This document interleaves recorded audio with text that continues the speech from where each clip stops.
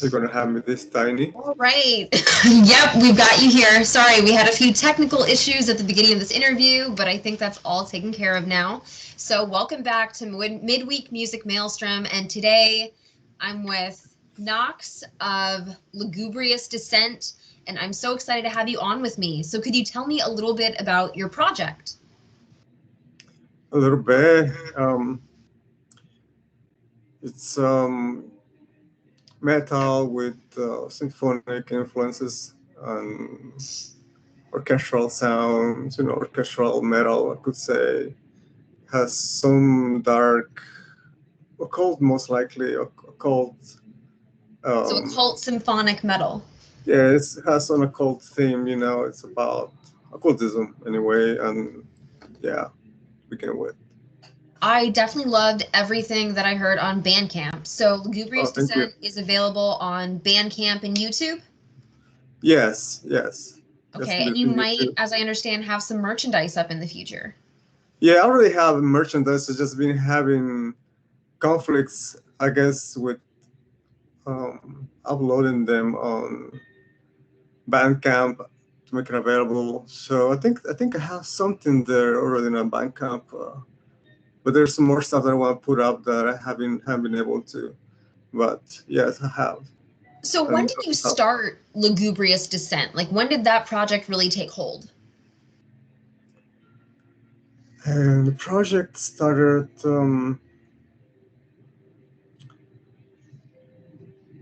2003, 2000, yeah, 2003, about.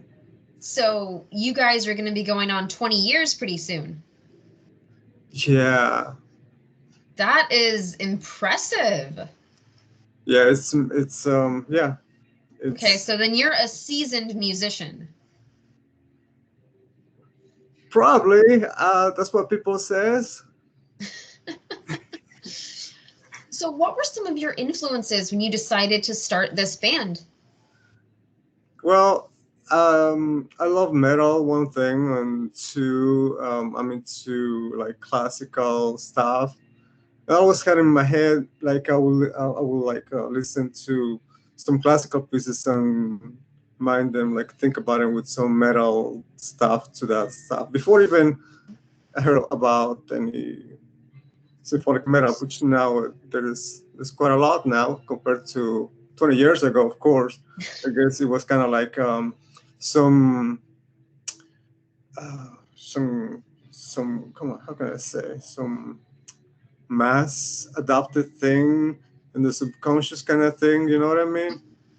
So I guess then now I hear some bands that sound the way that I had in my mind that I'm working towards because it was like because it's always working to improve what improve the music, improve improvements about improvements, constant.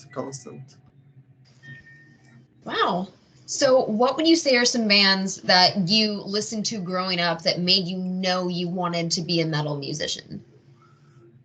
Well,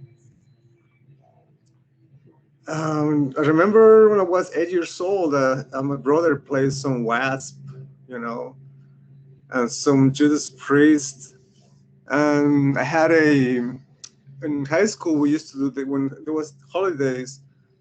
Some kids will prepare a show, some kids will dance, each class will dance and whatever. So me and my friends decided to do a like metal kind of thing with backtracks and stuff, and it's kind of cool because I had an audience and my whole school was there. We were just playing backtracks, with some.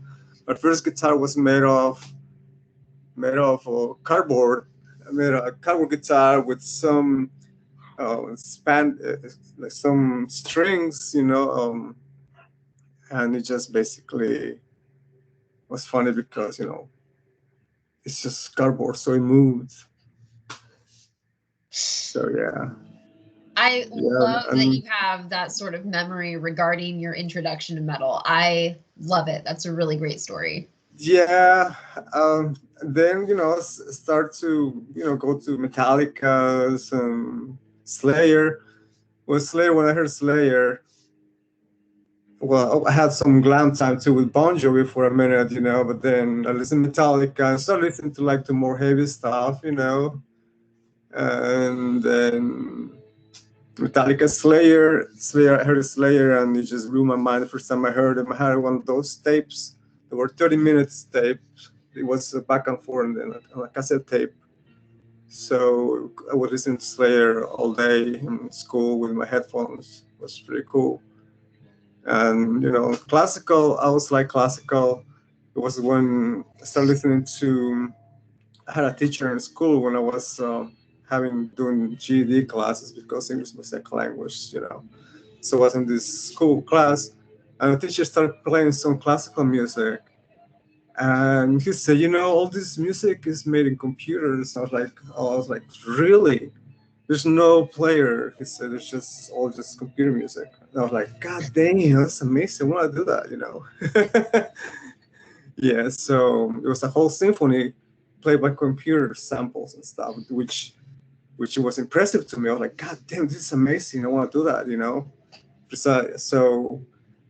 So then because I will go to listen to some classical music as well, some Bach, some especially something like Vivaldi, for example, and I will hear some fast drums on the background, some guitars, when I would listen to that. So I need to build up to that. So I've been working on it, and now I like to more than playing covers. I like to be original. So most of this stuff is originals, but I want to basically do symphonic stuff that's original, not some like no play some put some back and play on top of back or something, which um, you know I'll I've Okay, been awesome. So, is it just you and Lugubrious Descent, or do you have other members? it's me, it's myself, and I. So you're a one-man band there. Yeah, What yeah, instruments do you play? Like, have you learned to play over the years? yes. I'm a guitar player mainly. Um, I'm okay, I guess, and I play some keyboards, but I've been playing keyboards a few in the last couple of years. I've been doing a lot of programming, so I don't have to worry about. Saves me a lot of time on when it comes to work with guitars. It's I don't have to focus too much on keyboards, so I've been just uh, playing putting some symphonic arrangements. That's mostly I've been working on, and doing symphonic arrangements on the keyboard is is because I have to be playing the keyboard, taking my time to master that keyboard, and then take the master my time to play the guitar. But I don't have time to do all, so I just arrange those things on MIDI and play it. So Okay. saves me a lot of time with keyboard. So yeah, I'm mainly a guitar player and doing some MIDI sequencing, what it's called. So were you in any other musical groups or projects before you started Lugubrious Descent? Yes. I've been in groups, bands for the last probably 20. Well, since I started playing 97. So, well, actually, no, I started in bands since 96. No, 94 actually. Since 94, starting bands since 94, in and out of different bands, mostly originals. I don't really like covers. I never wanted to play covers.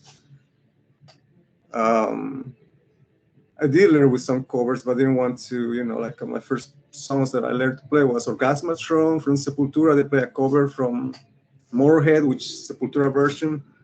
And then this Nightmare from Sarcophago from Brazil, both Brazilian bands. Those were the first two songs that I learned to play, and then we just started just composing all the time. From there, I didn't attempt to play any other covers until uh, later on for when I went to took some lessons. I had to learn some material. So I gained some experiencing and writing and stuff like that, and arranging things. So I have to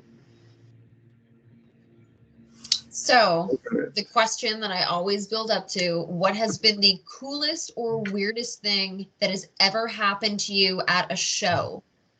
At a show. Um, Like, what is the most memorable experience you have? well, as a musician, not because Lugubrious Descent, I have only performed one live show in Bolivia for a tattoo festival. It was a tattoo rock festival like Oh, a that sounds couple of years awesome. ago. Yeah, it's a good show. So it's not, I don't have, I'm not basically much focused on touring as I was before, since I've been taking different things in perspective. So touring is not something that will be it's not a touring or playing live is not a A priority? priority exactly. It's not a priority. I'm mostly writing and doing this. Usually, yeah, that's what I'm focusing on now.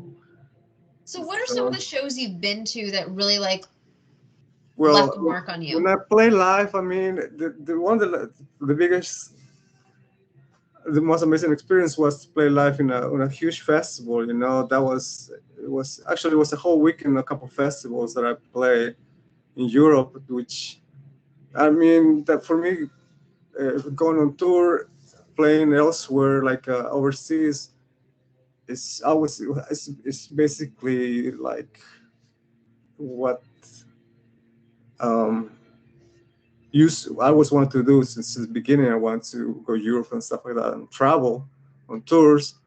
So and every tour that I went, or every day that I went, it was best. It's like hopefully I didn't take those month tours or 2 months tours. Usually the band I was playing, we used to go for a weekend tour. Let's say we go like play Friday, Saturday, Sunday, or 4 days, 5 days tops. But usually on the weekend. So we used to go like couple times a year on tours, like weekend tours, different places. So it wasn't like something tedious that like I know a lot of bands there, like 2 or 3 months, 4 months on a stinky bus, and everybody's hating each other after the tour. So because that happens. That's always the story you hear. So we always had a good time. It was like a really cool weekend. So among those, because like their countless experience, I mean, it was weekends tour. So it was like it was good in and out. We go, we play, and we leave. It was back to back. Yeah, I liked it. It was intense, but it was an experience. But the best thing that I experienced in my what we call my career as a musician was to play on what's the Hellfest with this band. We play in front of more than 10,000 people, at least on the stage. I mean, on the crowd, and that was it was a good experience. I mean, an excellent experience that yeah, as a musician, as a musician, yes. Thank you. Being a musician and maintaining a project for 20 years takes a lot of perseverance and drive. So you must really love your project. Like there has to be some degree of it being a passion project for you. Yes, it's I didn't think that way, but you kind of just said the word perseverance. Mhm. Perseverance. Yes, perseverance. And I didn't see it like on me. You know what I mean? I didn't like you basically said it, and yeah, that's true. It's been perseverance for so long, and I didn't even think about it. We just do it because I don't know. It's it fills me. You know what I mean? I won't stop. I'm not gonna. Yeah. Haven't So stopped. did COVID throw any, wrench in the gears with any plans you had? Did that impact your project at all? I'm sorry, could you repeat that? COVID, did that Oh, impact your COVID. project at all? No, no, no, no, no. Personally, when it comes to COVID, um, I don't think it really is. I don't think it's there as people think. I have probably one of a very strong um, opinion. I would say not really opinion, but when it comes to COVID, um, I didn't really let. So it didn't really hinder any of your creative process? Or would like No, being like in quarantine for a while, would that have given you like more room for writing? yeah, that's the thing. Something that happened is that probably the collective, I would say, the collective of the whole thing, it was because I remember I had to, close work and I had to stay home for at least for a couple of weeks, for over a month, 6 weeks, I think. So I would stay home, you know, or well, I wasn't home, I was out, but I wasn't working, so they said me home, let's say.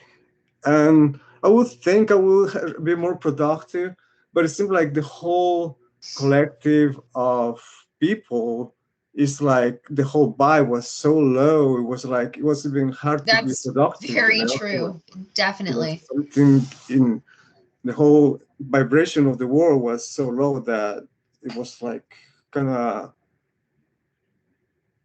exhausting. Wasn't able Oh, to really be productive. Yes, it was definitely. hard. Yes. So, do you have any plans to release any new music?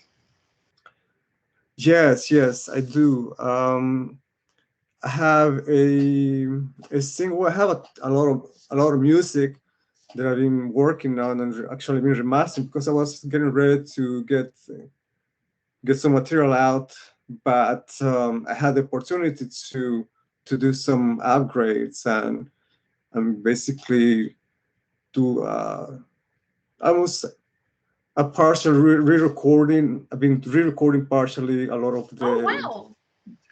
Yeah, because I already had something ready, but since I had some, um, so like I said, like better libraries of sounds, which basically have these symphonic instruments that are some kind of real, because it's like real instruments recorded in samples with really excellent quality, like gigas libraries, huge libraries, which have a sound that makes the every instrument sound so real that it's like it sounds like a real orchestra. So I say, well, I have to redo my stuff because everything else didn't sound as good. So before I release, I decided to redo the orchestral sounds, basically re-record that, and it sounds better. It definitely sounds better. It's and So then you're able to put work out there that you are proud of, and you think that it sounds better and something that you're ready to present. well, yeah, yeah. I have this issue in me that I like to make things perfect. Oh, so But you're a perfectionist. Sometimes when you want everything perfect, you can sometimes get in your own way. yeah, so I'm never done. So every time I like I said, I release the stuff that I'm just we're listening to earlier. I already want to redo it again because since I have some new sounds, that vision that I had before is gonna sound much better. And I've been doing so much. My experience as a arranger have improved from the time that I wrote and recorded a song, which now have a different vision that now I can portray with what I wrote before with stuff that I have seen. Because um, I've been using two guitars on top of my recordings, so there's a lot of instruments on the background, like the orchestral instruments that you can barely hear. So I was like why I can hear those sounds, and then I figured out that you only need one guitar, so everything else has more room to breathe. And most of my work will be redone, and I'll be using just one guitar for it, so everything else can come out, and you can hear more of the instruments, because it's a lot of things that you can't hear. So that's what I want to remaster, so everybody can hear again. And I have this single that I want to release this Saturday, the 29th at 10:30 a.m. It's a single that I've been That working. is awesome because that's actually when this video is going to go up. Really? On that Saturday. Yep. It's I'm throwing in a bonus episode for Midweek Music Maelstrom. So that is really cool timing. Let me know and I'll add a link to your video in the description when I post this. Yeah, that's cool. Definitely, that'll be really cool. Great. Well, thank you so much for your time. I can't wait to hear more from you, and I'll make sure that people know where they can find your music. Thank you to everyone who has tuned into my show. It has been so great to help you guys find new music, new bands, especially ones that are local in the area. I definitely want to get as much exposure out there for bands and independent musicians as I can. And I feel like, there are a lot of diamonds in the rough. Just got to keep turning over those rocks. So we will catch you next time. This has been Nox of Lugubrious Descent. And please subscribe to the Crypnotic page. We're going to have more awesome bands headed your way. Subscribe to Crypnotic.